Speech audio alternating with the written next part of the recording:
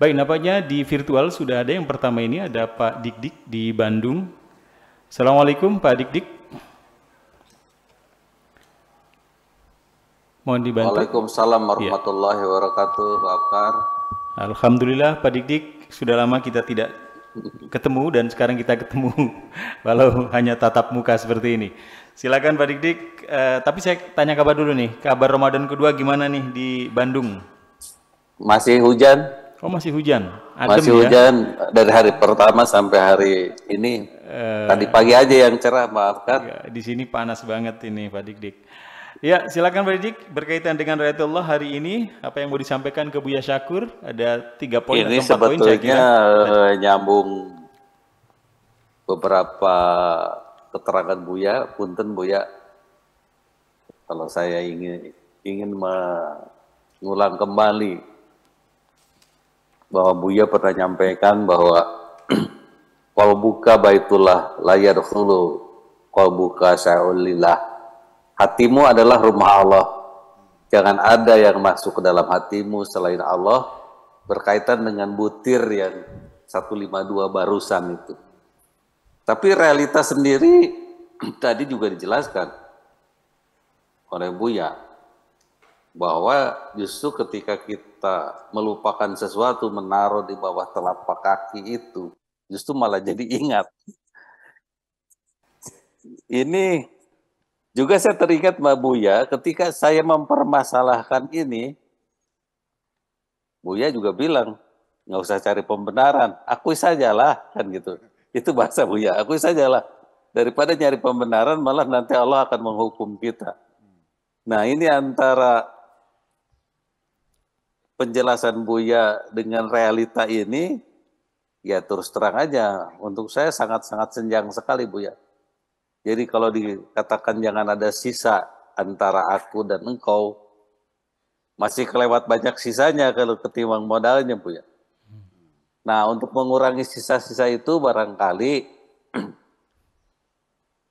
Buya punya petunjuk untuk saya Buya. Dengan segala keawaman dan segala kelemahan saya, ternyata sisa itu masih terlalu banyak Buya. Terima kasih Buya. Ya. Assalamualaikum warahmatullahi wabarakatuh. Waalaikumsalam warahmatullahi wabarakatuh. Silakan Buya. Ya, saya ingin mencoba menjelaskan dari sekali lagi kajian linguistiknya. Ya. Bahwa la ilaha illallah itu adalah satu ikrar ya. Tidak ada Tuhan kecuali Allah. Dari sisi linguistik, tidak ada Tuhan kecuali Allah itu, kalimat ini tidak meniadakan Tuhan. Tidak meniadakan Tuhan, tidak. Sekalipun tidak ada Tuhan, tapi meniadakan. Kenapa? Karena setelah tidak ada kecuali, itu adalah dalam style eksklusif. Ya, sesuatu yang dinyatakan secara eksklusif. Jadi bukan meniadakan Tuhan, tapi menetapkan Tuhan hanya kepada Allah. Itu bedanya. Nah, itu dari satu sisi. Sisi yang lain, untuk mengesahkan Tuhan, itu di dalam hati kita jangan ada yang lain kecuali hanya Allah saja. Teorinya ini Pak Ibnu juga lagi merintis usaha interior decoration di Indramayu di sini. Nah, seorang ahli interior decoration ketika diminta tolong Pak ini didesain ruangan ini kira-kira nyaman bagaimana. Seorang interior decoration yang berkualitas akan minta tolong Pak bersihkan dulu ruangan ini. Bersihkan dulu gambar-gambar, jam segala macam semuanya bersihkan. Biar nanti dia berimajinasi ruangan seperti ini seperti apa dekorasinya nanti. Betul nggak? Ya. Jadi la ilaha, semua Tuhan ditiadakan semuanya, habis setelah kosong, baru illallah, Allah saja yang masuk ke dalam itu. Jadi itulah satu kemurnian akidah bahwa tidak ada yang tersisa kecuali hanya Allah. Itu dari sisi kajian linguistik, la ilaha illallah semacam itu. Akan menjadi sulit seorang ahli interior decoration ketika Anda minta tapi Anda punya syarat jam dinding itu jangan dipindah, atau gambar itu biar di situ saja, atau lampunya ini saja, ya susah jadinya. Bisa ditangkap nggak kira-kira? Nah semacam itu. Jadi artinya bahwa di dalam hadis Qudsi, langit bumi sekian luasnya adalah sesak bagiku. Ya, aku maha besar sehingga alam semesta ini terasa sesak. Ya, yang paling nyaman, yang paling luas adalah di rumahku sendiri yang ada di dalam hatinya orang yang beriman. Nah itulah makanya sehingga ketika ada hadis lagi, barang siapa yang di dalam rumahnya ada patung-patung, maka malaikat tidak akan masuk. Rumah situ bukan rumah ini, bukan patung hiasan, artinya berhala-berhala masuk ke dalam hati kita itu. Jadi saya kira kiat apapun sudah saya lakukan dan sudah saya eksperimenkan, tetap akan menjadi masalah dan juga tidak bisa permanen selamanya. Nanti kualitasnya fluktuatif, naik turun. Kekhusyuan sholat itu naik turun. Bahkan sampai kadang-kadang juga kita sholat malas banget. Kadang-kadang rajin banget. Pernah ngalamin nggak Pak Hur? Iya. Kalau banyak utang, rajin banget. Betul nggak? Kalau lagi banyak duit, males banget kalau begitu. Ya, jadi mudah-mudahan aja nggak punya duit. Nah, itu kita coba dengan memaknai bacaan-bacaan kita, dengan memperbaiki sajadahnya, dengan memperbaiki wudunya, dengan meningkatkan kualitas tajwidnya, ya, meluruskan kiblatnya, pakaian, semuanya saya coba ulang. Akhirnya tetap fluktuatif dan turun, nggak stabil. Nah, saya kira yang paling efektif adalah meningkatkan kadar cinta kita kepada Tuhan.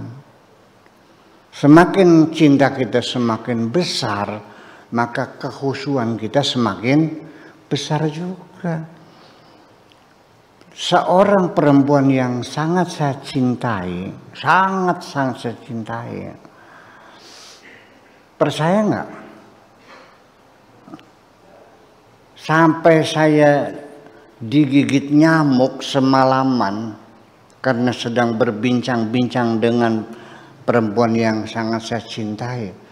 Saya tidak merasa gatal kok. Hilang rasa gatal saya. Sampai ke rumah baru sadar. Nah, itu artinya apa? Karena cinta yang luar biasa sehingga kita melupakan segala-galanya.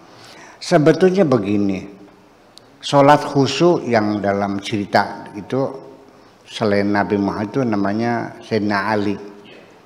Ya, dalam kisahnya siapa yang sholat khusyuk nanti saya kasih sorban. Ternyata banyak sahabat yang sholatnya khusyuk, tinggal salamnya saja dia kepikiran saya dapat sorban. Begitu selesai kata Nabi nggak jadi. Kenapa sih sebelum salam kamu ingin sorban? Ya, yang bisa sholat khusyuk itu adalah Sayyidina Ali karamallahu wajhah. Ya, artinya sampai dalam cerita pula didukung bahwa Sayyidina Ali pernah punggungnya terkena panah ketika dicabut dia merasa kesakitan, lalu dia minta tunggu sebentar, saya berwudu dulu dan saya mau sholat, nanti di dalam saya sholat silakan cabutlah panah itu. Nah, setelah panah dicabut dan Sayyidina Ali berhenti sholat, baru selesai sholat, beliau bertanya, sudahkah kau cabut panah itu? Sudah. Berarti terasa enggak? Iyalah. Saya tidak menuntut Anda dicabut panahnya tidak sakit, terlalu berat lah. Padu asa digigit nyamuk nggak terasa aja, bisa nggak? Kira-kira digigit nyamuk nggak terasa, bisa nggak? Bisa, saya bisa kok, pernah saya ngalami gitu. Ya, kita berbincang-bincang dengan kekasih saya di bawah pohon keresep. Iya, dikerubutin nyamuk nggak terasa. Itu. Jadi pada akhirnya kita terbius oleh cinta itu. Ya, dan tidak ada satu kebahagiaan yang lebih daripada saat-saat kita terbius dengan cinta itu. Yang kalau istilah para sufi namanya al-khamr. Ya, seperti arak terbius dengan cinta itu. Sehingga tidak ada lagi penderitaan di dunia ini. Malah justru itulah ketika kita sholat bisa khusyuk, itulah saat-saat istirahat, saat-saat yang paling nyaman dirasakan oleh Kanjeng Nabi Muhammad Sallallahu Alaihi Wasallam. Sholat itu adalah merupakan mi'rajul mukmin, adalah saat yang paling bahagia. Nah, kita nggak ada masalah, ya kita berusaha pada titik untuk belajar khusyuk. Andaikan hari ini kita bisa khusyuk pada rakaat pertama, rakaat kedua masih lumayan, kita bisa khusyuk pertama. Usahakan lagi 2 rakaat bisa khusyuk, yang rakaat ketiganya kita sudah pikirannya ngaco lagi, lumayan. Tapi kita terus minimal kita mengendalikan imajinasi kita, pikiran kita. Ketika kita sedang sholat, kemudian kita terpikir orang yang punya utang sama saya belum bayar-bayar, katakanlah kepada hatimu sendiri, katakan kepada pikiranmu sendiri, stop, jangan mikirin utang orang dulu. Engkau sekarang sedang menghadap Tuhanmu. Oke. Iyyaka na'budu wa iyyaka nasta'in. Ini istri saya gimana? Orang lagi gak punya uang minta gelang. Hai pikiran, jangan mikirin istri dulu. Engkau sedang menghadap Tuhan. Ihdinas siratal mustaqim, siratal ladzina an'amta 'alaihim ghairil maghdubi 'alaihim waladdallin. Anak kuliah minta bayaran dari mana duitnya? Kamu lagi sholat, ntar dulu. Setiap hari kita berjuang melawan diri kita sendiri. Insya Allah, ya di penghujungnya Allah pasti akan mengabulkan. Kita jangan mengikuti. Akhirnya semakin lancar yang lampunya nantinya gitu. Saya kira ketika kita sedang berusaha membimbing hati kita, pikiran kita, untuk selalu sadar bahwa kita sedang menghadap Allah, itu pun saya menduga sudah merupakan bagian penting daripada kekhusyuan sholat kita itu. Makasih begitu Pak Dik. Ya. Pak Dik, demikian penjelasan yang disampaikan Buya Syakur pada kali ini. Dan tadi Buya menjelaskan bagaimana mengesahkan Allah dengan cara mengosongkan apapun dan kita hanya Allah saja di dalam hati kita. Kemudian Buya juga tadi menjelaskan bagaimana level-level kita untuk menuju kekhusyuan agar kita sholat menjadi berkualitas.